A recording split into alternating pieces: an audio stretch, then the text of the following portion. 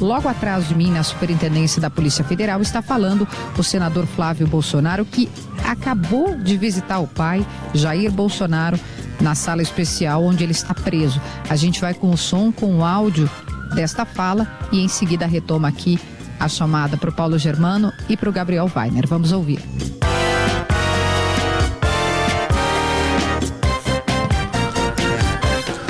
Bom, só um minutinho que eu vou me aproximar, então. Achei que a gente tinha pela TV, deixa eu me aproximar aqui para pegar essa fala. Fica à vontade aí, Kelly. Vamos esperar que a Kelly Matos está se aproximando ali. Toda hora, lógico. O senador Flávio Bolsonaro agora. Desde a prisão, no sábado de manhã. Ele falou algo para o senhor hoje aqui sobre a... Ele está respondendo uma pergunta. A gente conversou mais ali sobre... Eu expliquei para ele, inclusive, isso que eu expliquei para vocês aqui. Que a decisão já estava pronta no dia 21, antes. Então já tinha toda uma articulação, toda uma engenharia para que a prisão se efetivasse no dia 22. E hoje, ao ler com mais calma a decisão, eu já vi que a decisão estava pronta muito antes de eu conclamar uma vigília para orar. Que a intolerância religiosa está expressa na decisão do Alexandre de Moraes, que isso sirva de alerta para pastores, padres e todas as lideranças religiosas que existem no país, porque o nosso direito sagrado de reunião pacífica e o nosso direito sagrado ao culto, a professarmos a nossa fé, está sendo violado. É uma decisão claramente inconstitucional e totalmente absurda que a gente não vai abrir mão de fazer, pelo menos de pedir a Deus pela saúde do meu pai e pela justiça nesse país e pelo retorno da democracia. Tá bom, gente? Obrigado. Bom trabalho aí, tá? Senador, ao vivo aqui para a Rádio Gaúcha, por gentileza, o senhor falou, negou qualquer intenção de fuga do seu pai, que eu só gostaria de pedir para repetir, porque a gente está ao vivo. O senhor negou qualquer intenção de fuga, disse que se fosse isso, teria rompido. Não, os fatos provam que ele não ia tentar fugir, porque é impossível que ele conseguisse fugir, ainda que ele tivesse arrancado a tornozeleira, dado uma retada na tornozeleira. Como é que ele sai de casa com tudo cercado, vigiado?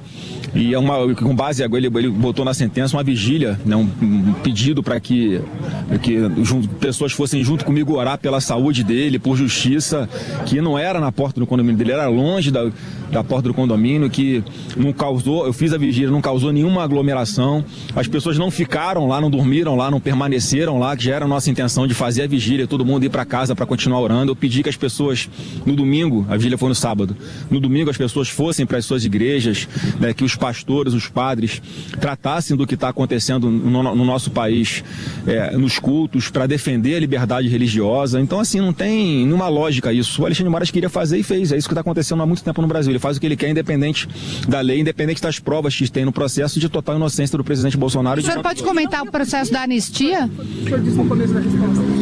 Não entendi. O senhor disse que ele não ia fugir, foi a pergunta da colega. Não, óbvio que... Nós não estávamos posicionados. Não, é só falando do início aqui, é totalmente impossível que ele tivesse qualquer chance de escapar, ainda que ele tivesse dado uma retada naquela tornozeleira. E se ele quisesse fugir, ele não tinha ali tentado tirar a capinha, a tampinha da caixinha lá da tornozeleira, tinha metido a tesoura na tornozeleira, né? E foi realmente uma confusão mental que a ciência explica o que aconteceu. Foi uma confusão mental por parte dele e eu acredito que tem sido isso mesmo. Vão recorrer? Entendi. Vão recorrer? O que vocês vão fazer? Do quê? Como vocês vão fazer? Eu não sei, essa parte jurídica eu prefiro que os advogados dele falem. Tá, eu só acredito que eles vão apresentar os embargos infringentes, pelo menos. Não sei aí qual é a estratégia exata, mas a gente está vendo que isso não é um processo, né? Isso é uma farsa que está acontecendo há muito tempo e ele está sendo... As decisões estão sendo com base em quem ele é, não com base no que está nos autos. Tudo um jogo combinado. Como é que está a saúde? O senhor tinha falado, né, da questão do... Ele teve crise de soluço de ontem para hoje. Eu não sei qual foi o horário exato, né, mas parece que o policial federal, alguém que estava ali de plantão, deu a medicação para ele e conseguiu tirar, né, a crise de soluço dele que estava começando forte. Né, e, enfim, eu fico preocupado com isso, porque uma das internações dele aqui em Brasília foi exatamente por esse soluço, ele acaba broncoaspirando um pouquinho de líquido que vem do estômago e isso causa infecção no pulmão. Essa é a preocupação, isso é uma coisa grave, isso é uma coisa que pode ser letal. Então, mais uma vez, estão brincando de tratar o presidente Bolsonaro de uma forma completamente desumana. E o que a gente está defendendo aqui é humanidade, é fazer com que a pessoa idosa e com comorbidades, que todos têm ciência que ele tem, para que fique pelo menos em casa onde ele tem um tratamento mais adequado. O senhor pode comentar do processo da anistia? Eu tenho que ir. O senhor ontem estava na reunião do PL. Eu tenho uma reunião agora lá na residência oficial da Câmara, tá? Eu vou até tratar disso. Só para orar por ele. Senador Flávio Bolsonaro, ao vivo aqui para a Rádio Gaúcha, a gente repetiu as perguntas aqui, né, para poder fazer esse registro aqui. Agora sim, Gabriel, PG, bom dia, que eu vou voltar a me posicionar aqui para a gente continuar acompanhando. Tudo bem, meninos? Oi, Kelly, bom dia, Gabriel, bom dia aos nossos ouvintes. É interessante o que traz o senador Flávio Bolsonaro, porque acho que a gente precisa lembrar que a tornozeleira é um instrumento de confiança, né? O Estado, Kelly, ele só permite que alguém cumpra pena em casa porque presume que a pessoa não vai interferir no monitoramento, né? Não vai tentar romper a tornozeleira eletrônica. Se há indícios de manipulação do equipamento, seja com ferro de solda, seja com um alicate, seja cortando a pulseira, o que não foi o caso aqui, né? Seja com um surto, isso quebra a confiança e dá base para revogar o benefício da prisão domiciliar. É isso que eu quero dizer. Os juízes fazem isso todos os dias com réus comuns. Não é uma invenção para esse caso. Eu entendo o que o senador está dizendo é o seguinte: ele não ia tentar fugir. Se ele não ia tentar fugir, portanto, por que prenderam ele fora de casa? Ele podia ficar em casa. Mas é que esse é o ponto, né? Não é uma questão de tentar fugir ou não. É uma questão de que esse é um instrumento que necessita da confiança de quem está usando, para que o Estado possa cedê-lo. Independentemente de ter tido um surto ou não, se o réu, se a pessoa, se o preso se mostra inconfiável para usar a tornozeleira eletrônica, revogar o benefício é uma decisão plenamente aceitável do ponto de vista jurídico. É lógico, né? Bom dia, Kelly, bom dia, PG, bom dia aos ouvintes. Bom dia. Agora, me chama muita atenção, a Kelly tentou tirar ali do senador, por sinal, Kelly, o jornalismo no pulo do gato, né? Bom demais. E ele falou que estava indo agora para casa do Hugo Mota, né, Kelly? Para falar a respeito da anistia que voltou para o radar de Brasília com força total ontem. O que eu ainda não consegui. Gabriel, vou te interromper para falar um pouquinho sobre isso, que era esse o objetivo, né?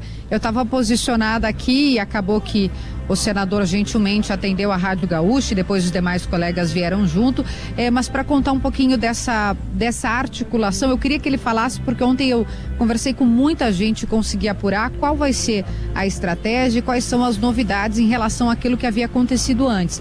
E aí eu já devolvo a bola para ti, Gabriel, perdão, claro. Mas é o seguinte, eles vão tentar, primeiro, cada um dos deputados saiu com uma missão, que é conversar com outros colegas, sabe, tentar convencer. Ontem eram dezenas, algo como 60 parlamentares, tinha gaúchos, o Osmar Terra, o Marcon e também o Sanderson, que vai conversar com a gente logo em seguida. Mas eles saíram com a missão, cada um deles, de tentar convencer mais um, para chegar aos 257 votos.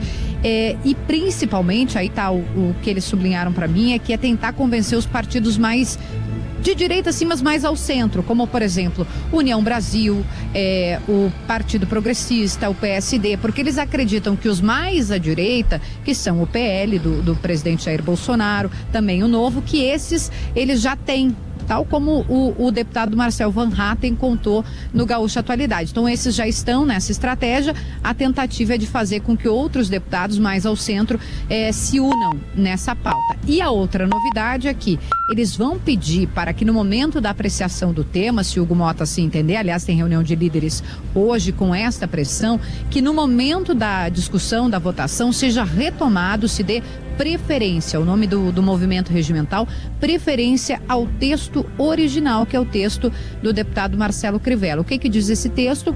Uma anistia ampla que perdoa toda e qualquer pessoa desde a eleição que se manifestou, que protestou ou que esteve envolvida nos atos do 8 de janeiro. Inclusive o ex-presidente Jair Bolsonaro. Eu relembro aqui que antes da PEC da blindagem, esse tema estava super em alta, quando eu acompanhei o julgamento do Supremo, no qual o Bolsonaro foi condenado por 27 anos de prisão. Arrefeceu, PEC da blindagem, aquela repercussão negativa, o Congresso ficou ali encalacrado, acabou adormecendo junto à história da anistia.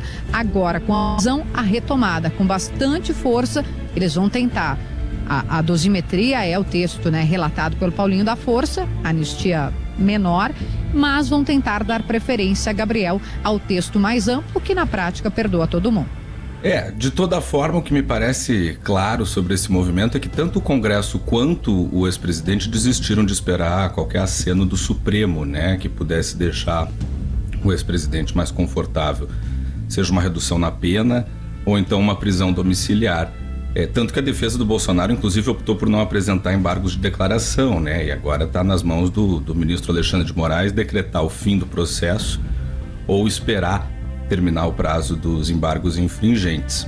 Agora, essa última tentativa aí do Congresso de mobilizar uma anistia seria um último movimento para tentar evitar que o Bolsonaro fique preso ou que vá para outra unidade prisional, mas a gente sabe que não é simples, né, Kelly? Tanto que ontem o presidente Hugo Motta começou uma rodada intensa de conversas com o ministro do Supremo, porque ele quer pautar a redução da pena para os condenados pelo 8 de janeiro, mas quer que isso seja feito sem gerar mais rusga entre os poderes. E como isso aqui é Brasil, pode ser que o plano dê certo, porque ele conta com um aliado de muito peso, né? O presidente do Senado, Davi Alcolumbre, que pelo que eu tenho ouvido aí da turma de Brasília, não pensa em outra coisa que não seja se vingar do governo.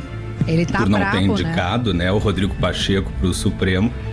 Ontem, inclusive, um senador me disse que o Alcolumbre tem dito no cafezinho que topa pautar a anistia em troca de votos contra o Messias na sabatina do Senado. Então, tem um movimento intenso aí, né? Acho que é muito importante essa parte que tu nos relembra, Gabriel, para explicar para o ouvinte. O Davi Alcolumbre queria que o indicado fosse o senador Rodrigo Pacheco.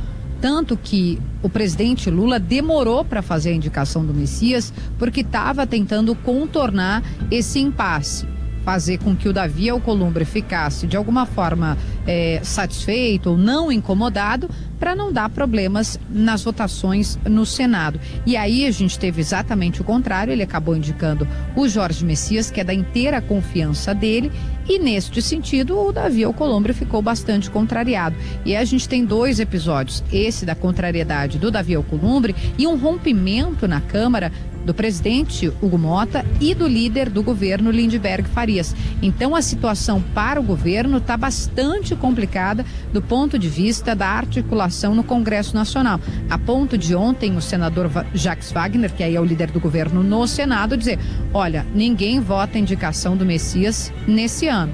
Não vai dar tempo e não tem clima para isso. Por quê? Porque o Alcolumbre está bastante incomodado. E eu ouvi ontem também, Gabriel, não cheguei a ouvir essa questão da troca de votos, mas dos deputados que estavam lá no PL com os quais eu conversei, dizendo: olha, se há um momento para a gente conseguir fazer articulação no Senado, esse momento é esse. Por quê? Porque há esse incômodo, né, esse rancor com o governo. A articulação com o Hugo Motta, essa já está um pouco mais adiantada por causa do que eu explicava no começo, né? De que esse projeto já estava no radar quando do julgamento no STF acabou arrefecendo, repito, em função da repercussão negativa da PEC da blindagem. Mas, se o Hugo Motta concordar e pautar essa questão, o problema para os aliados do Bolsonaro é que o texto que tem força e que tem mais apoio, e que inclusive já foi levado a ministros do Supremo reservadamente, é o da dosimetria, que mexe no cálculo das penas, vai fazer com que as penas sejam reduzidas ali numa tentativa de juntar 2 crimes, né? A tentativa de golpe de Estado e a abolição violenta do Estado Democrático de Direito, aí torna um só, a pena fica menor, a possibilidade de um regime semiaberto ou mesmo de prisão domiciliar, mas aí não beneficia o ex-presidente Jair Bolsonaro, que está na iminência, como a gente já contou aqui também, de começar a cumprir a pena ao qual ele foi condenado no processo de golpe de Estado. Não só ele, como outros 6 réus. O que falta para isso, já para eu devolver para as análises tua e do PG, falta o fechamento, primeiro, dos embargos de declaração. O Bolsonaro não apresentou, o Flávio confirmou isso, quem apresentou foram outros condenados, e dos embargos infringentes, que esse a gente já pode dizer, vão ser negados, porque tem que ter pelo menos 2 votos divergentes e só teve um. Teve uma jurisprudência que o Supremo formou, inclusive, que é ali no julgamento contra o Paulo Maluf, veja bem. Exatamente, também um político, né? Embargo infringente, que poderia mudar o resultado de declaração, não, é só para esclarecer algum ponto que possa ter ficado confuso, mas o infringente é quando tem pelo menos 2 votos divergentes, por exemplo, o caso do mensalão, né? Tinha mais de um voto divergente em alguns processos, então caberia. Nesse só teve o voto do Fux e aí não cabe, mas as defesas apresentaram, é legítimo também, não devem ser conhecidos. E aí, encerrada essa fase, bom, aí eu digo, né, o fim da linha. O Alexandre de Moraes diz, trânsito em julgado, comecem a cumprir a pena.